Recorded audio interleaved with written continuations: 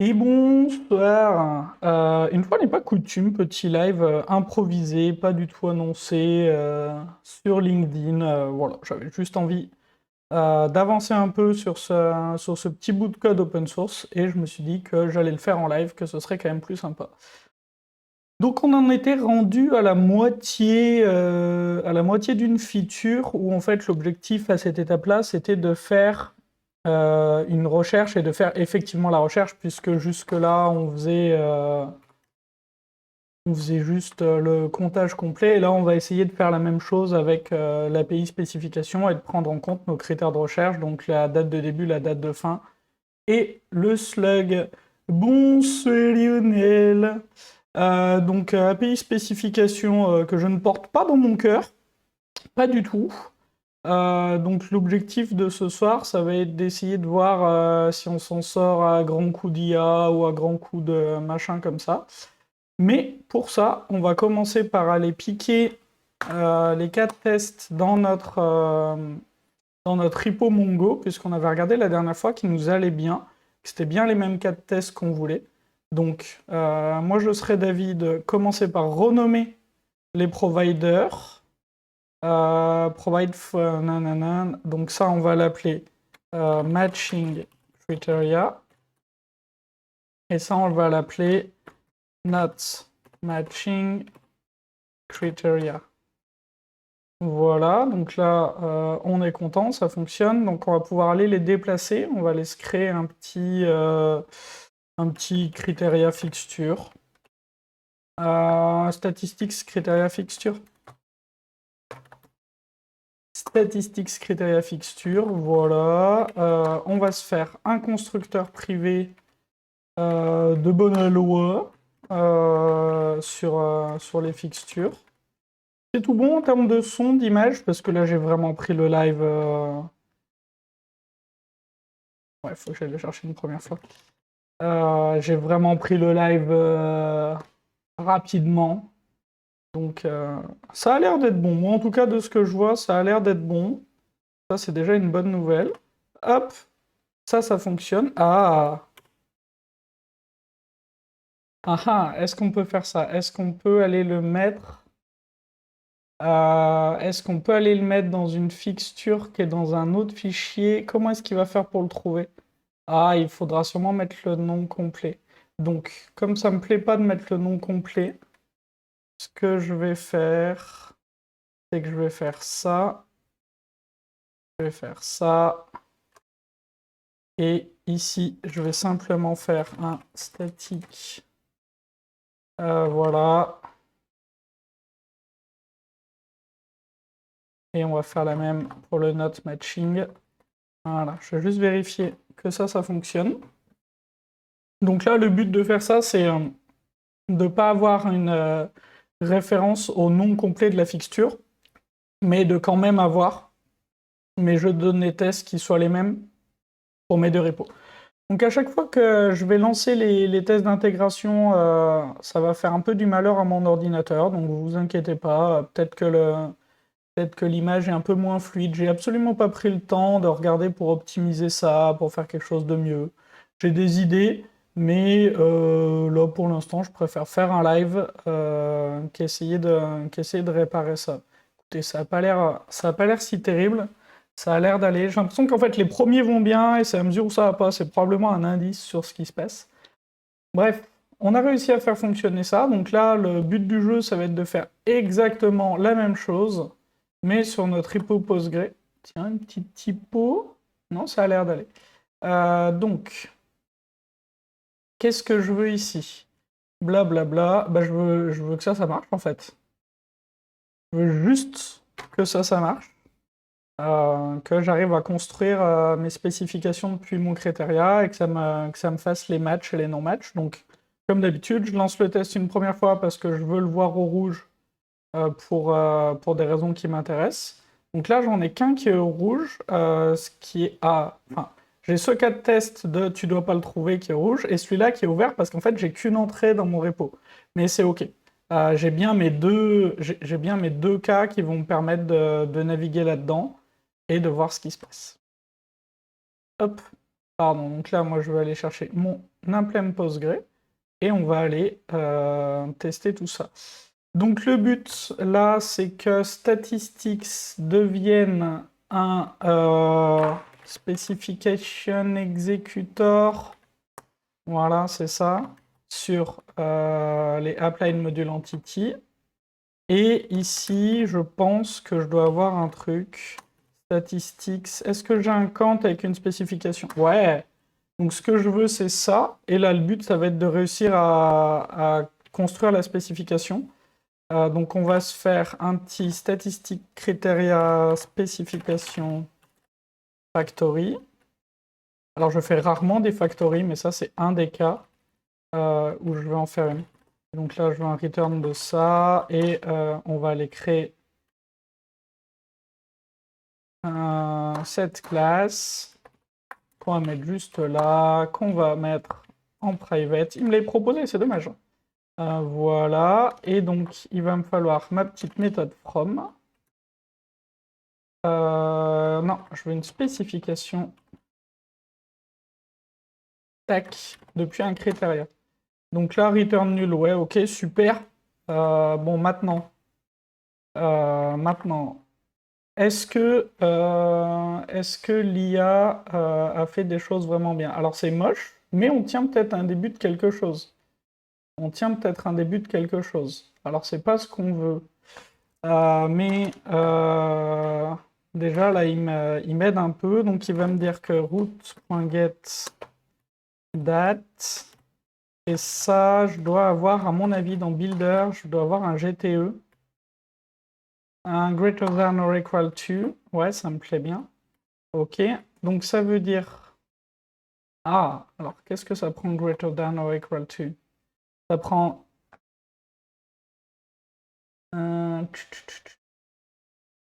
Et oui, il faut mon champ et il faut ma valeur. Et donc la valeur ici, elle va venir dans mon criteria. Donc c'est start time, map, start, tac, start, et voilà. Et une fois que j'ai ça, if present, je vais l'ajouter. Ouais, je vais faire ça, c'est pas mal. Je vais l'ajouter dans une liste de critères. Vraiment, c'est pas un truc que je fais souvent. Je suis un peu malheureux. On va l'appeler criteria.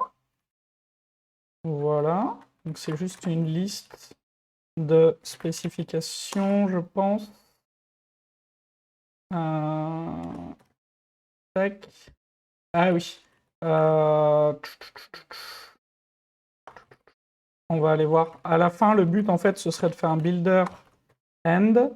Voilà, criteria to array de spécification, sauf qu'on va l'appeler specifications, tout simplement. Voilà, qui sont nos différents morceaux de spécification qui nous intéressent. Et donc ici, if present specification add, ça m'a l'air pas mal. Là, il n'est pas content parce qu'il faut que je lui dise que c'est un spécification de applied module criteria. Voilà. Hop. Alors, pourquoi il n'est pas content? Add is ambiguous. Pourquoi? Ok, donc là, pourquoi il me dit que c'est ambigu? Si je fais ça. Ça, c'est rigolo, ça. Ah, c'est des predicates, c'est pas des spécifications. Ah ah ah. Que c'est ça? Pas du tout. Greater than or equal to me renvoie bien un predicate. Predicate qui n'est absolument pas un générique, ça veut dire que je me suis trompé d'import. Tout à fait. On l'est bien, chat, hein, vraiment. On part sur les meilleurs auspices. Ça doit être ça. Hein. Voilà. Et là, il me dit que je peux le replace.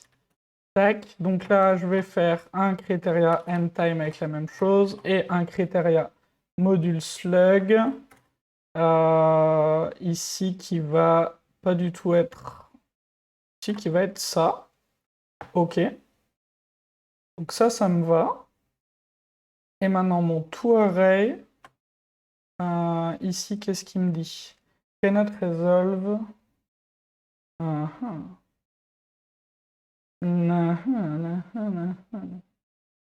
Qu'est-ce qu'il me dit?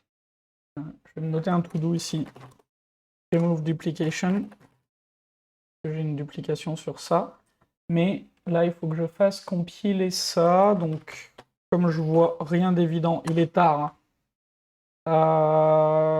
Ah bah oui, bah oui. Okay. Merci Colin. C'est toujours un predicate. Hein. Voilà, donc là, qu'est-ce qu'il dit notre test? Est-ce qu'on a réussi à faire, une requête? Pas du tout. Ah bah oui. Bah oui, bah oui, bah oui. Hop. Ce serait vachement bien de le wrapper dans notre value object.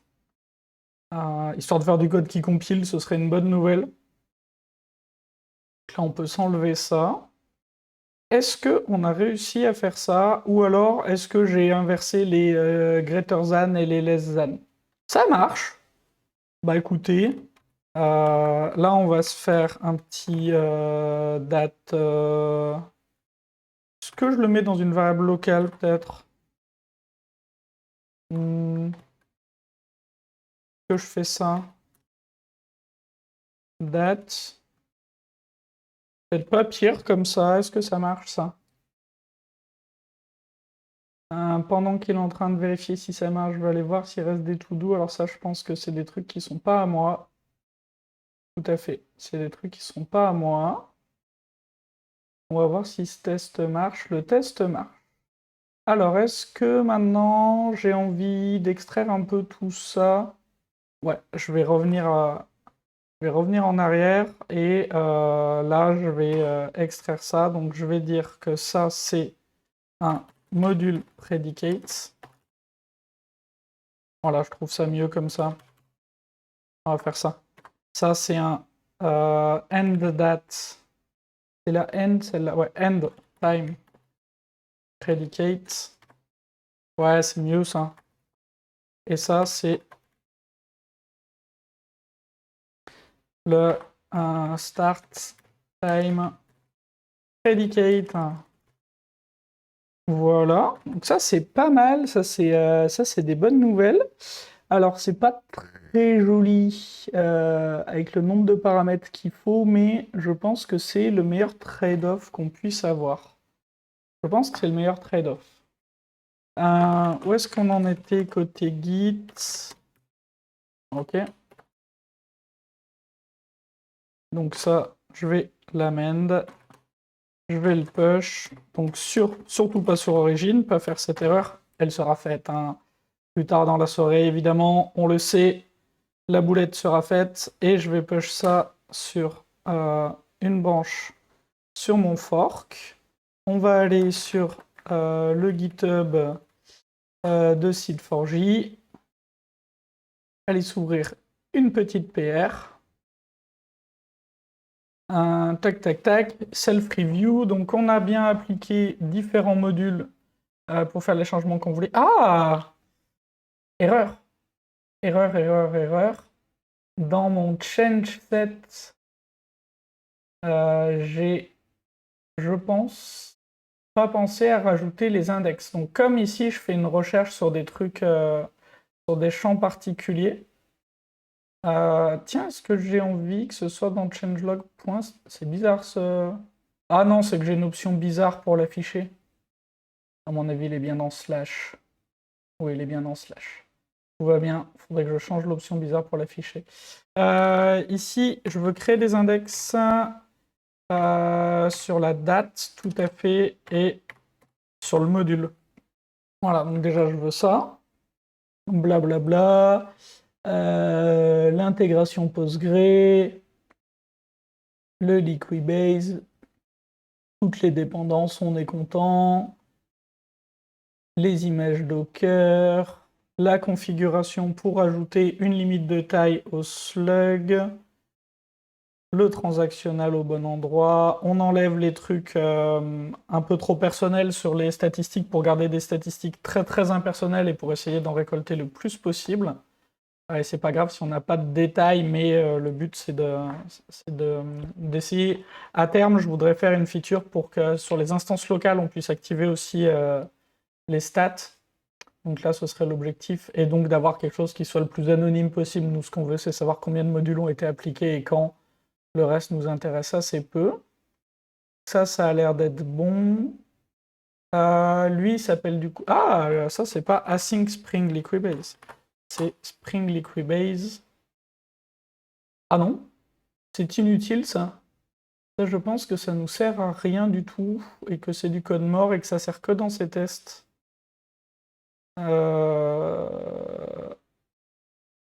Ouais, je pense que ce truc-là n'est utilisé que dans ses propres tests. Attends, je vais amène mon commit.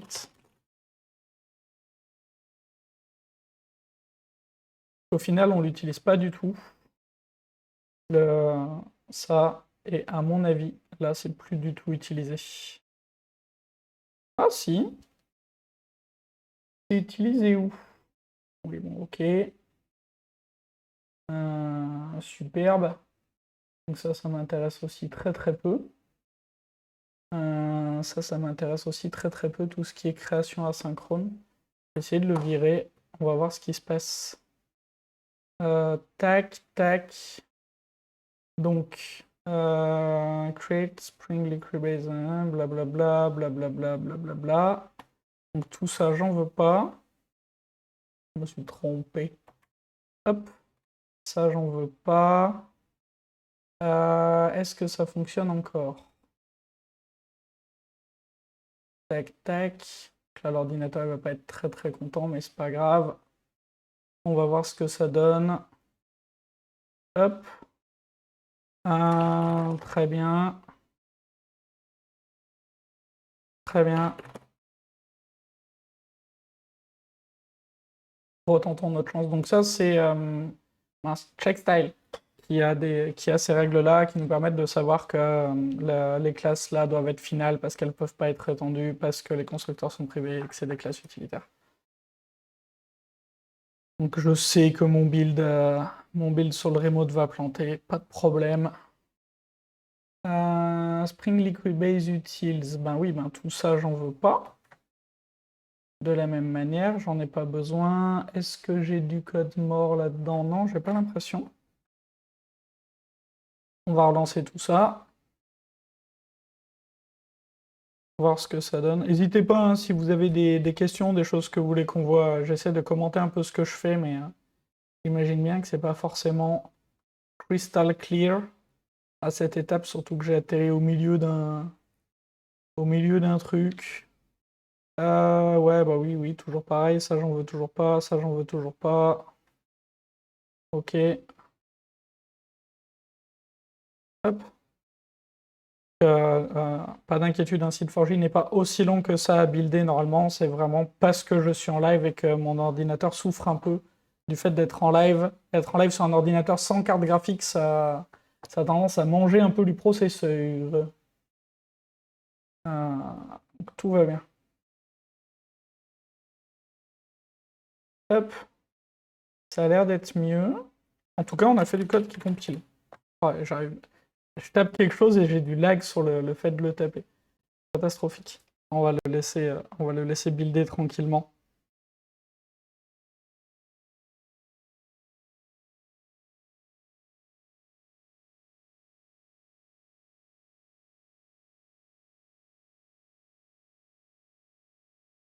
On va le laisser builder tranquillement. Mais là, il a l'air d'être un peu trop tranquille quand même. Je vais push ça. Et on va voir ce que ça donne sur le repo distant. Tac. Tac, tac, tac. Donc, on en était là. J'ai bien enlevé les propriétés qui ne m'intéressaient pas. Apply module entity. Pourquoi j'ai encore un async spring liquibase? Ai-je foiré mon push? J'ai foiré mon commit. Bien joué ça.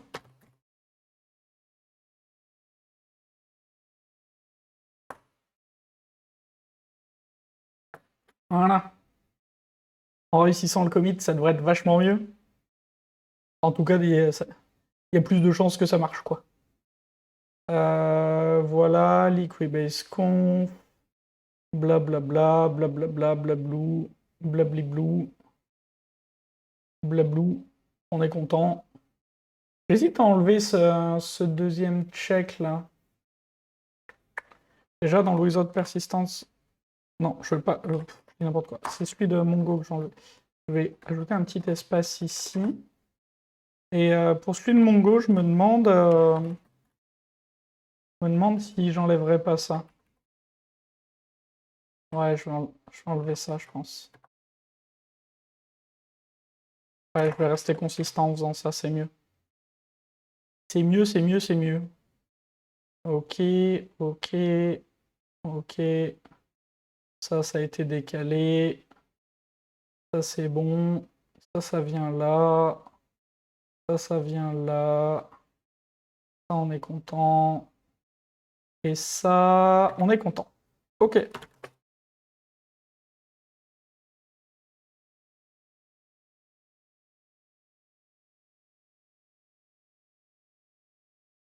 Ok, donc je vais pouvoir créer la PR avec ça.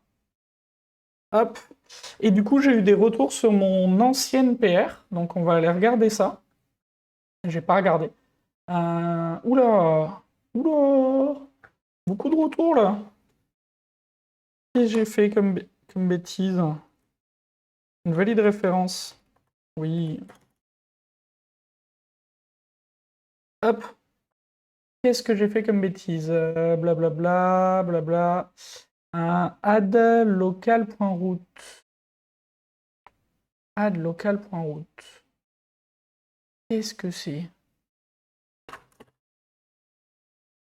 File system.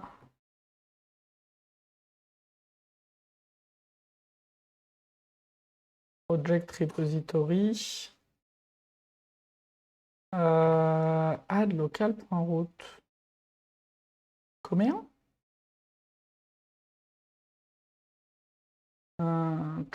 Ah, sur le lowercase. Ok, ok, ok, ok, ok. Je comprends vite, mais il faut m'expliquer longtemps, quoi. Ok. Il le veut ici aussi. Hop. On va enlever ça. Donc là, on habite où? On est à la ligne 121. Ouais, ok. Il veut les lowercase localisés. Ouais. Il a raison. Il a raison, il a raison, il a raison. Can be replaced by to fix error prone. Ah. Oui, ok. Ouais, je peux faire ça. Je peux faire ça. Donc là, j'avais un risque de mal fermer le stream. Alors, il me semble que je l'avais vu. J'en avais parlé rapidement et j'ai dû oublier de le traiter après. J'ai dû oublier de le traiter après, tout simplement. Ça doit être juste ça. Je vérifie mon téléphone. J'ai des notifs, je suis en train de regarder ce que c'est. Tout va bien. C'est mes builds qui fail. Small warning regarding true error prone to. Dans le test.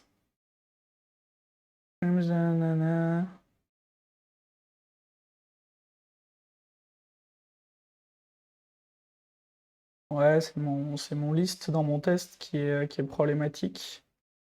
Soit, on va aller corriger ça. C'est dans celui-là, ouais.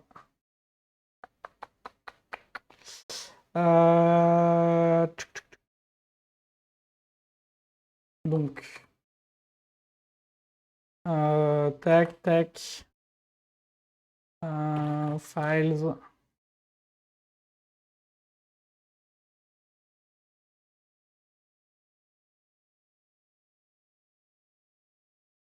Oula, pas du tout. Qu'est-ce que j'ai fait? Pas ça mon raccourci ici? Si. Ok. Ok. Nanana. Ok, très bien. eh ben, je pense que j'ai pris en compte les différents retours.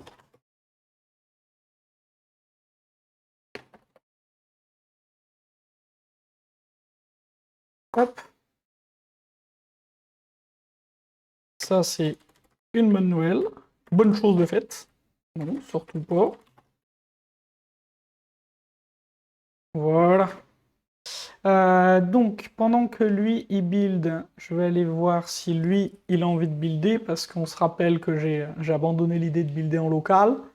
On va voir ce que ça donne.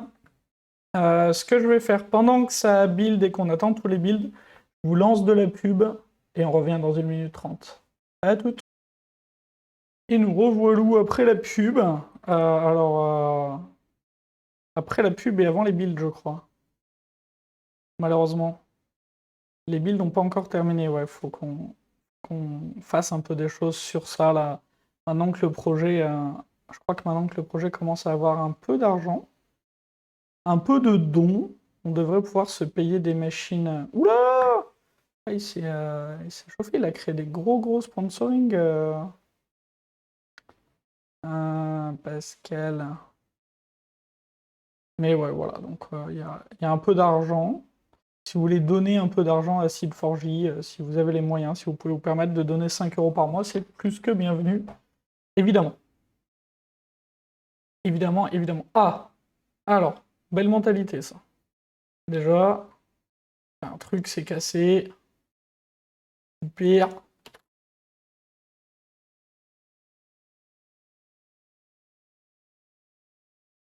Alors, qu'est-ce que j'ai cassé? Oh mince.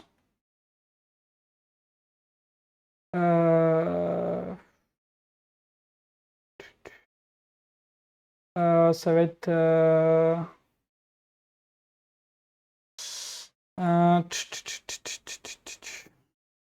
C'est pénible parce que j'ai besoin de builder complètement pour ça, pour pouvoir avoir ça, pour pouvoir avoir le rapport en local. Alors là, il y a quand même quelque chose... Ah! Non, ok. Donc ça, module properties, c'est que c'est devenu du code mort. Ah bah Project Path aussi, du coup. Acheter dans statistiques. Ok. Et Spring Liquibase utile, là, par contre, ça va être potentiellement un peu plus coton de trouver.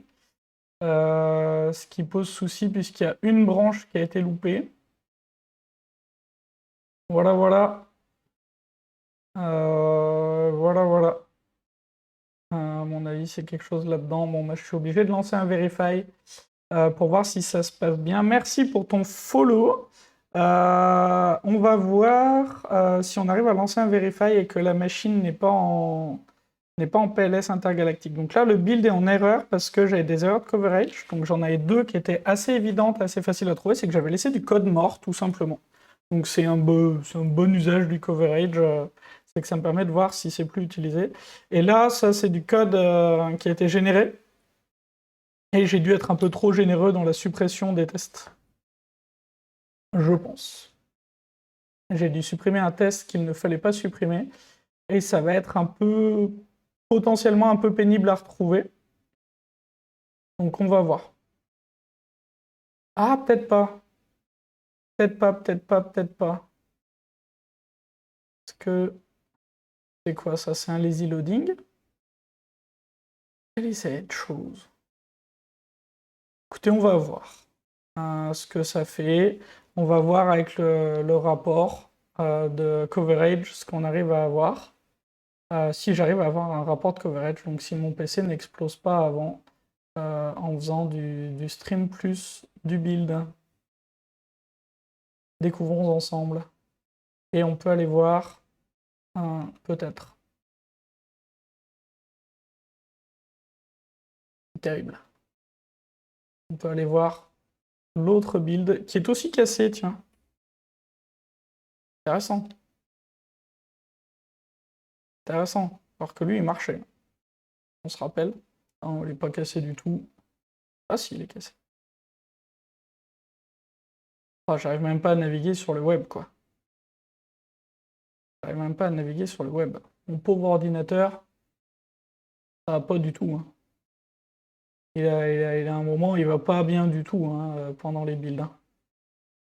Hein. Là, ça y est, on est re dans le moment où c'est mieux. Donc, on a réussi à péter nos 2 builds. Quelle mentalité? Est-ce que c'est 2 fois un problème de coverage? Pas du tout. Oh, oh. Oui, bah oui, oui, oui. Les trucs sur les streams, c'est pas une bonne idée en fait. Puisque je peux pas faire ça. Je peux pas retourner un stream comme ça. Va falloir faire quelque chose d'un peu plus intelligent pour cette histoire. Ok. Donc là, j'ai bien un problème de coverage sur mon Liquibase. Donc ce que je vais faire, c'est que je vais aller dans le target, je vais aller regarder le rapport Jacoco. Hop. Chlouk. Il est là. On va se l'ouvrir dans un browser. Et évidemment, elle ne le met pas dans le bon. Et ça, on s'y attendait. Je vais le ramener là. Et du coup, on peut aller voir ce qui se passe. Qu'est-ce qu'on n'a pas couvert? Un or else get. Un or else get. Au secours. Ah non, c'est autre chose. Ça, c'est autre chose. Ça, c'est un truc qui n'est pas couvert, mais qui n'est pas de nous, mais qui est une erreur qui était déjà là. Ça, j'ai envie de dire pareil.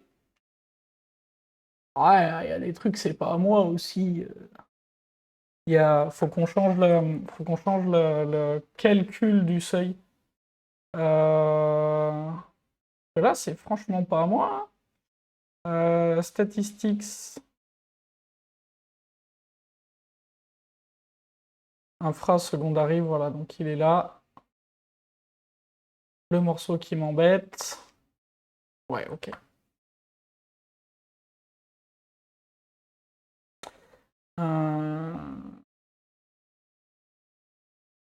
J'en ai pas besoin de ça. À aucun moment j'en ai besoin de ça. J'y crois pas une seule seconde. Hein. Si mon URL est nul ou si mon user est nul. Bon, bon, bon. Bon, bon, bon. Allez, on va aller regarder ce test-là. Ce qu'on va faire. Donc c'est là, le get data source qui vient de create Spring Liquibase. Et donc c'est que j'ai dû supprimer un cas de test en trop.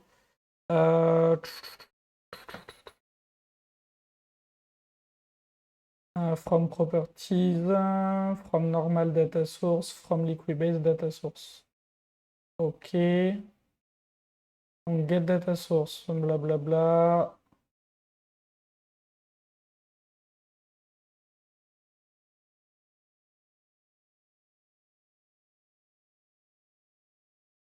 Ouais, mais je suis pas sûr de ça, moi. Hein. Ouais, et donc si tout ça c'est nul, on va créer une data source nous-mêmes. Ça est quoi Ça ira très bien. Je verrai si je me fais rattraper par la patrouille, s'il y a des gens plus motivés que moi sur le projet. Mais là, on est vraiment sur un truc technique du fin fond des catacombes. Pour ce soir, très franchement, ça fera la blague. Et celui-là, par contre, il est un peu plus intéressant.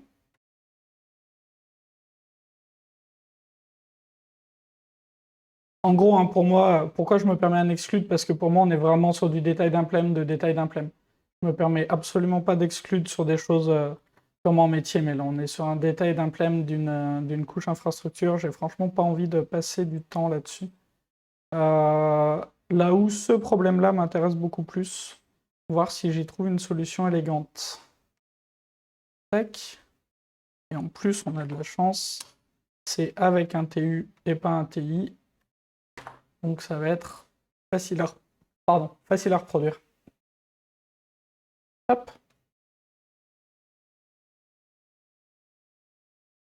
Et ça, c'est une super bonne nouvelle. Et donc le problème, il vient du fait que ça marche absolument pas. on peut pas faire ça en fait. Je peux pas renvoyer un stream comme ça. Puisque là, au moment où je veux faire des choses dessus, il est déjà close.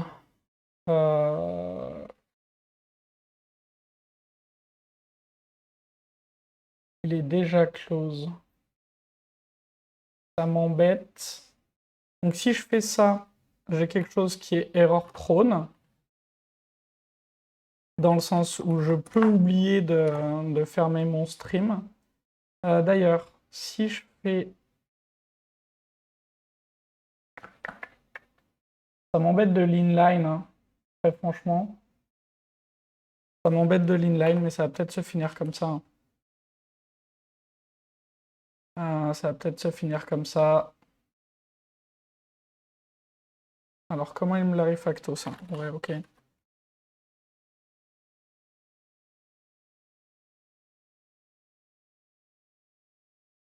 Tac. Tac.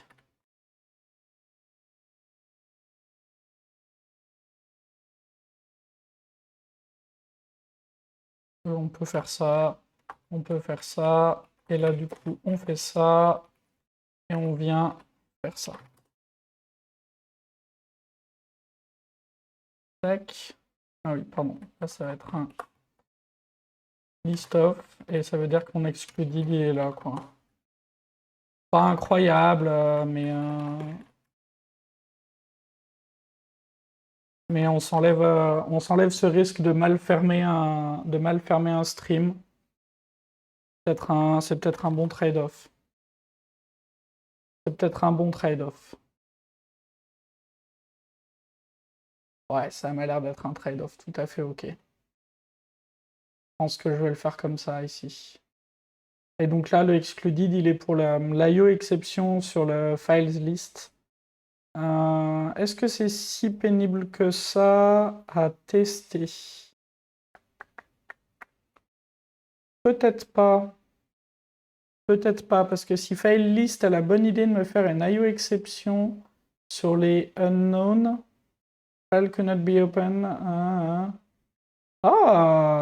Alors. Alors. Ah non, mince. Pas de chance. Pas de chance. Sauf si notre directory exception est une IO exception. Eh, on peut faire ça. On peut faire ça. Donc ça voudrait dire qu'ici on pourrait enlever ça. Et du coup, on pourrait le tester plus facilement que ce que j'avais pensé lors du dernier live. En disant tac. Build handle file reading error. Donc ce que je veux là, c'est que je vais aller faire un project get history depuis target.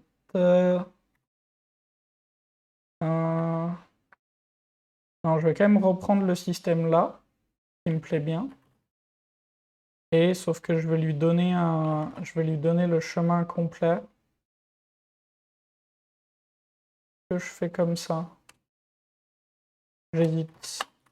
En fait, là, j'ai juste besoin de lui donner un chemin qui soit un fichier et non pas.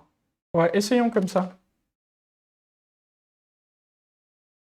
On va voir si ça fait ce qu'on veut. Tac. Alors, pas du tout.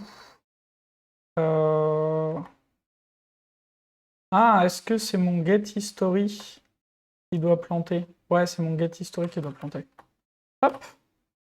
Hop, hop. Hop. Voilà, on est content. Est-ce que ça marche? Est-ce que ça fait ce qu'on veut? Ça a l'air. Ça a l'air. Donc ça veut probablement dire que là, on a un bon coverage sur ça. Hop. Et si on a un bon coverage sur ça, on a probablement un bon coverage sur tout le reste. Non, on n'est pas bon. 97%. Que mon 97% vient de cette IO exception, tout à fait. Donc ça veut dire que mon getHistory ici... Ah oui, parce que j'ai dû tomber sur un not exist. On va vérifier.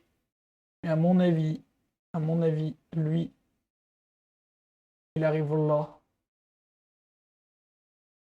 Hop. Pas du tout. Il s'arrête même avant. Alors, qu'est-ce que j'ai fait comme bêtise? getHistory, blablabla. Tac. Qu'est-ce que ça donne? Ok. Initial history. Ah oui. Ok. Parce que là, mon fichier d'historique n'existe pas. Ouais, donc je suis bien bloqué. Je suis bien embêté. Je suis bien obligé de l'exclure. Ok, j'arrive à la même conclusion. Super. Bon. Oui. Ok, on va relancer l'analyse de coverage pour voir si on est repassé à 100%. Pareil, on est sur quelque chose de très proche du file system. Ok. Là, ça devrait beaucoup mieux marcher. Hop.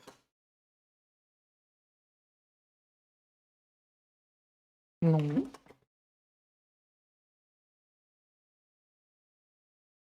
Voilà. Et donc, on va aller voir notre autre build, où est-ce qu'il en est, pendant qu'on était en train de s'amuser. Est-ce que ça passe? C'est une bonne nouvelle. On va faire au moins un truc qui marche ce soir. Voire aujourd'hui. Voire cette semaine. Voire cette année, même. Allez, qu'est-ce que ça dit, ça? Bah, ça a l'air très très bien, tout ça. Ça a l'air très très bien.